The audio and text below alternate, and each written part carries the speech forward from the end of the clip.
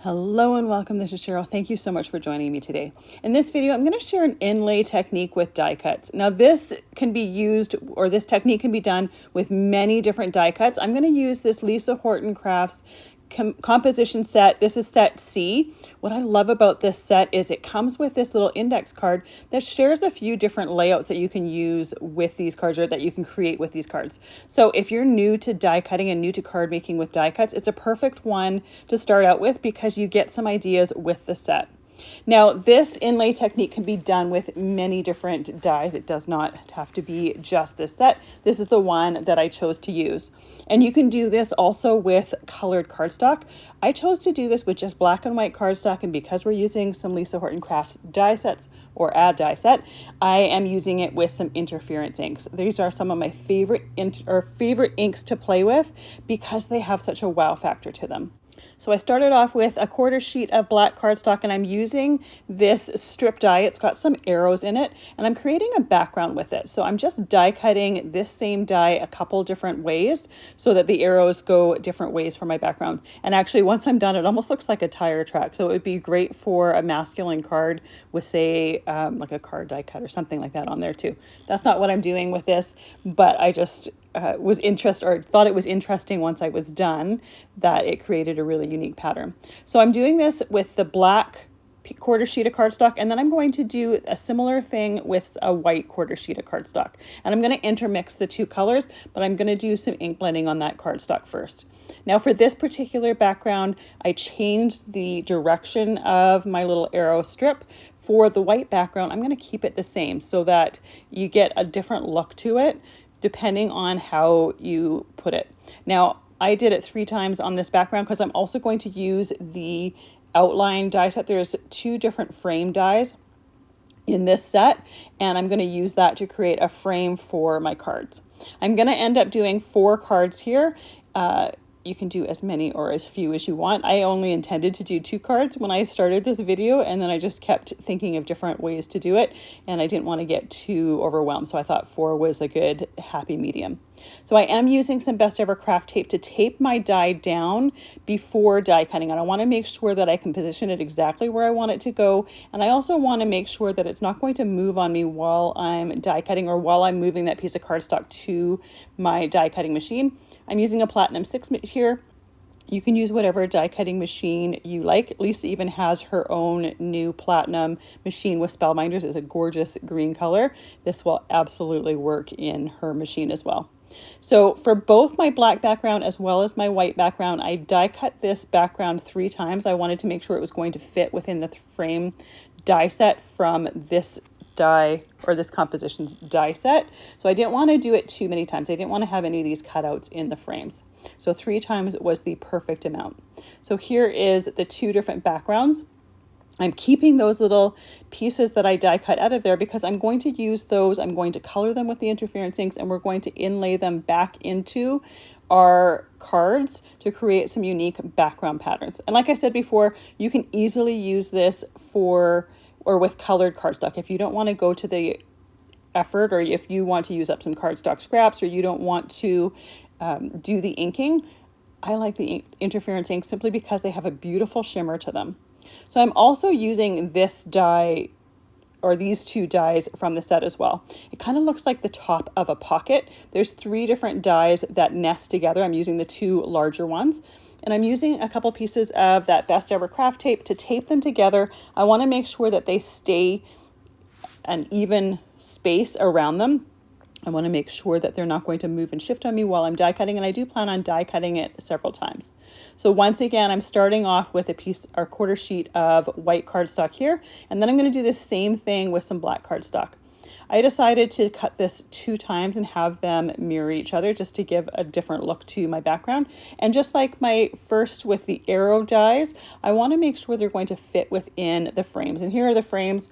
There are 2 different ones. I have them taped together with that Best Ever Craft tape. Once again, just like the little top pocket one, I want to make sure that they are nice and evenly spaced.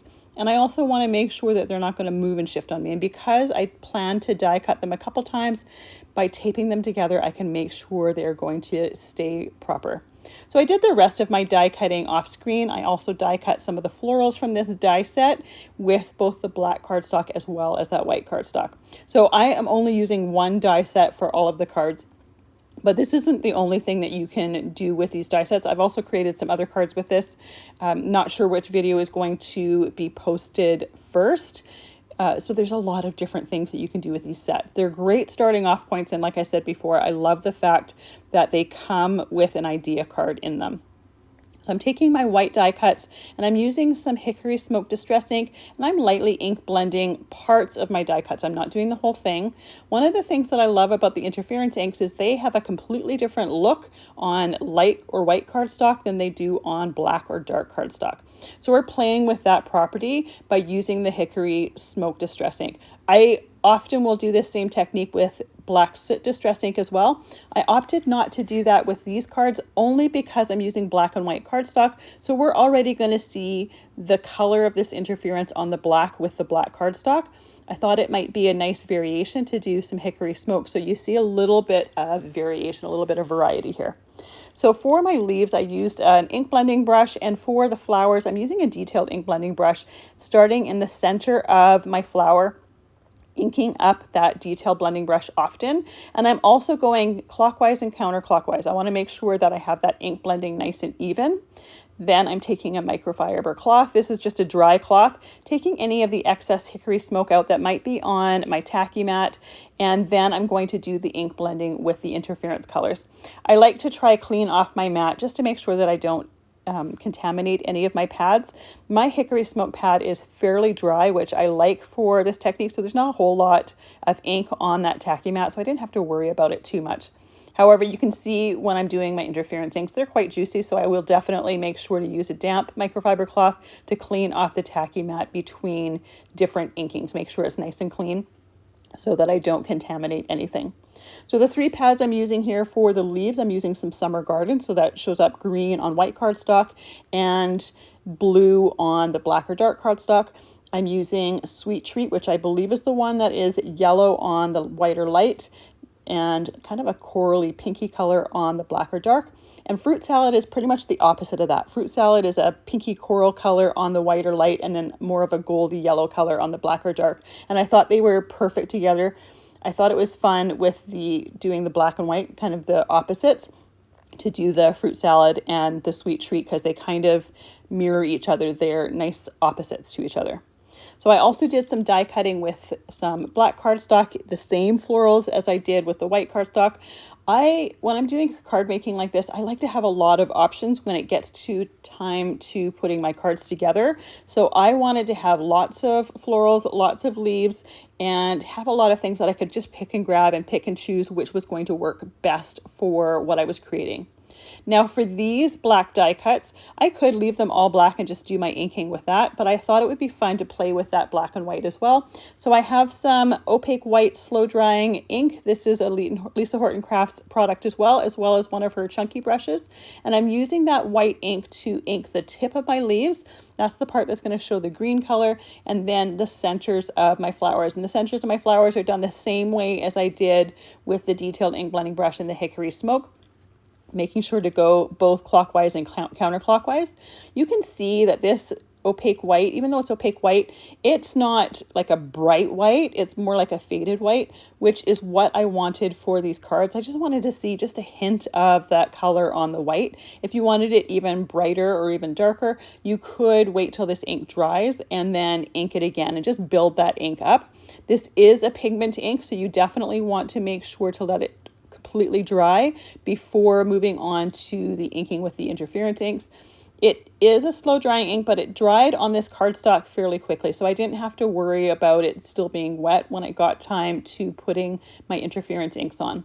Now adding the interference inks, I'm doing exactly the same way as I did on the white cardstock die cuts, using an ink blending brush. For my leaves, I don't really have to worry about the clockwise and counterclockwise, but for my flowers, I definitely do it both ways. Sometimes when you go just one way, the ink starts to build up on one side of a petal or something, and I want to make sure that it's nice and neat. I'm using exactly the same colors as I used on the white die cuts, and you can see that they have a completely different look to them. When you tilt them into the light, you see those interference properties. You also see the dye properties of the colors that show up on the white or light cardstock. For my little arrow pieces here, I'm just doing a little bit of light ink blending with that Hickory Smoke Distress ink on one side of the arrow, again, playing with the interference properties of the pads. I'm only going to do this on the white cardstock die cuts here, and you can see that I have some going one way, some going another way. These are going to be inlaid into that black background that had one row of arrows going one way and the other two going the other way. So I wanted to make sure that my ink blending was going to show from the same spot, if that makes sense. So they're all going to be ink blended or have that gray ink on the top of the arrow when I have my card base done. If I did it just a certain way on my die cut here, it might look a little bit odd on the background. For my black arrow die cuts, I'm just taking that Summer Garden pad and just ink blending all over these. So they're going to show up more blue shimmer. You're not going to see the green. Because the green part of the pad is the dye property, it just soaks into that cardstock and you really don't see it when you're using a black or a really dark color. So once I have these pieces done, I'm going to ink blend a couple of the frames to match, and then I'm going to leave the rest of my background as well as frames uninked, just so that I can pick and choose which ones I want to ink when I am assembling my cards. But by having these pieces done, I don't have to worry as much about stopping and ink blending while I'm creating. I can make sure to just focus on assembling the cards. And for these cards, the thing that took the longest was my assembly, my inking, and my die cuts. I forgot while I was doing that voiceover, I'm doing a little bit of ink blending on this one as well. So this white background here, I'm using that Hickory Smoke just a little bit around the edges, kind of a kiss of that Hickory Smoke. And then I'm going to use the Summer Garden, and you're going to see a little bit of that blue around the edges, but you're going to see mostly green. So it's going to be a nice background for those florals. So you could, if you wanted, have all these die cuts ready and do your ink blending while you're assembling the cards. But I find that this works really, really well because you can give those die cuts a lot of time to dry while you're ink blending other things. And so by the time it comes to put your cards together, you've got everything inked and you've got it dried. Now, like I said, I will likely stop in the middle of card making because there's something that I want a different color, but the majority of this is done. I'm just using some white cardstock or nice super thick white cardstock that I use for my card bases. And I'm going to glue my die cuts onto those card bases. Now, this particular card, I started with the outside frame and then I put the inside part in it. For the rest of them, I put the inside part in first and then the frame outside. That frame is less than 1/4 inch thick, so it's really easy to warp. And I found when I was putting this inside piece inside the frame that I had warped that frame. So by putting the inside piece first and then putting the frame around it, you just have a little bit more control and you can make sure that it hasn't warped. Especially even though we're using liquid glue here and the liquid glue dries somewhat quick, I still had time to lift it up. We just want to make sure that it's not set down and not glued down completely before doing this.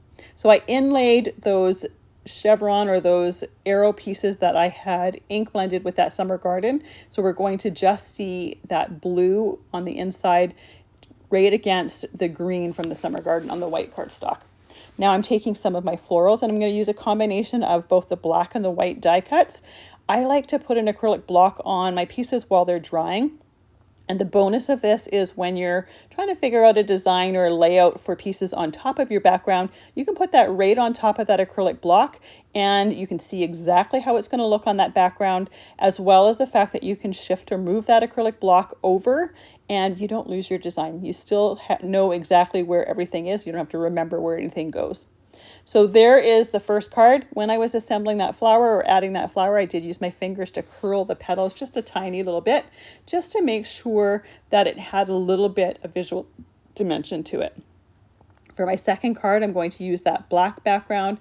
And for every card, I'm assembling things with Barely Art glue. I have it in a fine line bottle. I love using liquid glue for assembly because it just gives you that wiggle room. And by having that fine bottle, I can use it for little fine things like this frame, and I don't have to worry about getting too much glue on it. I can also use it for gluing larger pieces as well. It works really well for that.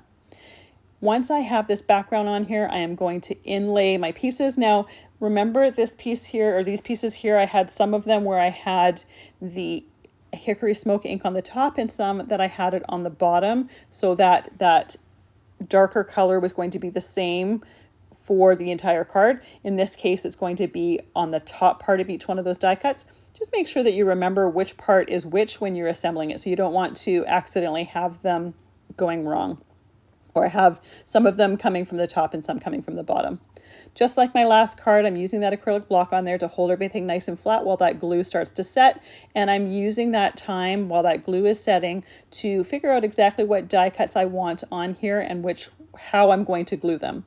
Now, even though I put a darker die cut on top of that yellow flower, I plan on gluing it underneath. I just wanted to have it sitting there to remember to put it underneath that yellow there. Now, remember how I said the sweet treat and the fruit salad are kind of opposites? When you tilt this into the light, for that yellow, you'll see a little bit of that coral color, and for that coral color, you'll see a little bit of that yellowy gold shimmer. So when you tilt it in the light, you see more of that color. Video never does these cards justice in person. They just have a lot of shimmer and shine to it. So now that we're done with the two backgrounds with those arrows, we're going to use the ones here that have this little pocket top shape. I don't know if that shape actually has a name to it or not, but that's what I'm calling it. So I'm going to start with the inner part, once again putting that liquid glue on there, making sure that I have it all over, and then I center that piece onto the front of the card. Now, when I'm putting these pieces on the front of the card, I eyeball everything. Majority of the time, I've got it eyeballed correctly. Every once in a while, it might be a little bit off. Chances are I'm my own worst critic and I'm the one that notices it most. But by using that liquid glue, it gives you a little bit of time to move and shimmy it into place. Now I'm going to do opposite pieces. So I did that white background. I'm going to use that black frame around it, the black frame around the little pocket shaped piece, as well as white on the inside of that pocket shaped piece. Now, I use that liquid glue with that fine line bottle, and you can see that every once in a while I do need to use a pin to unclog the bottle. It's just the nature of liquid glue, and every once in a while I get a comment on how to keep it unclogged. I regularly will make sure to put the top of my glue so that it doesn't stay open, and I also store it with the tip down, and that helps to prevent anything from drying around that nozzle. But every once in a while I do need to use that pin to unclog things while I am putting them together. So for this card, I just kept white and black as my background colors. So all of my die cuts on the front are going to have that interference ink to it. So I'm going to have just the black and white matte for the background. And then for the front part, we have that interference and all that color. So when you tilt it in the light, you get a nice contrast between the flat cardstock and the interference colors. I'm using one of the coral florals for the center, used all black leaves for the background, but because it's got that interference on it, when you tilt it in the light, it looks more blue. And then I'm taking some of the black floral die cuts that have both the coral as well, or sweet treat, as well as the fruit salad on that cardstock, and I'm just tucking it behind the focal point floral. Now for these cards, I'm keeping all of my florals in the center of the card. You could also put them towards one side or have more florals or more leaves on there. I kept it fairly simple because I wanted to make sure that you could see that background really, really easily. I didn't want to cover that background up. For this last card here, I am going to pull in that summer garden and do a little bit of inking on this black cardstock. It just brings that cardstock up to the next level. This is a great way to create your own specialty cardstock for card making, basically. And Lisa Horton just came out with a bunch of colored metallic pads, which are great if you want to make your own specialty metallic papers. You can also use them for coloring your die cuts as well. They've got some great shimmer and shine.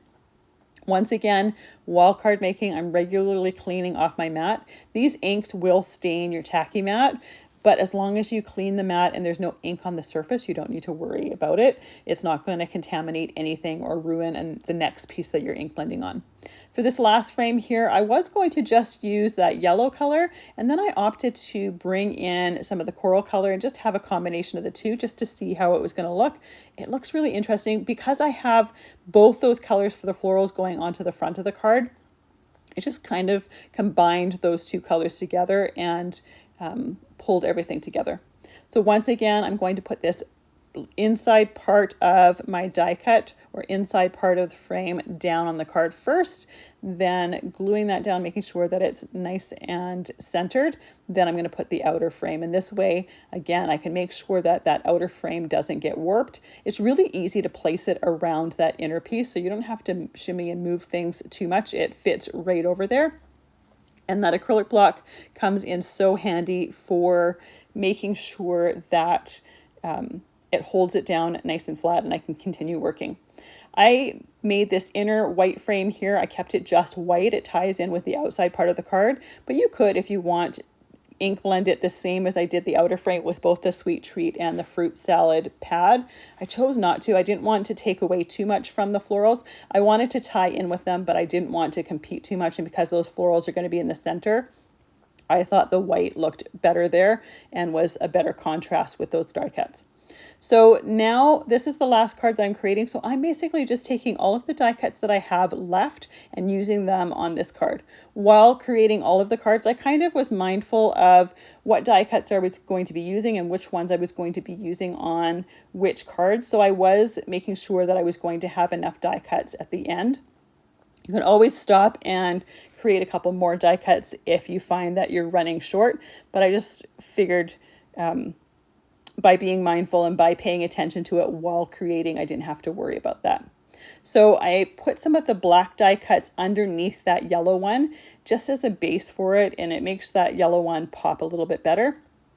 While creating this card, or this die set also has little circles for the inside of the cards, and I'm just picking and choosing which one I think looks best in the center of the florals. Some of them are black, some of them are black with the interference colors. So some of them have a little bit of shine and shimmer to them, and some of them are just that matte black. So here is that finished card, and I really love that outside frame with those two colors on it. I think it looks really interesting, especially because we have those two colors for the florals on the inside of the card. And then the second one here with just that black and white background, and because it's just the matte cardstock, it really frames those interference flowers and really lets those shimmers just be the focal point of the card. Then we have our background with those directional arrows. And like I said before, I did 3 on each of the cards. You could easily just do 2 or just do 1, but it creates a really interesting background. And by inlaying those die cuts, I don't have very many die cuts. I have a few inside floral pieces or inside center flower pieces, and that's it. So I used up all of the die cuts that were created. Thank you so much for joining me today. I really appreciate all the time that you spend with me. I hope you have a fantastic day.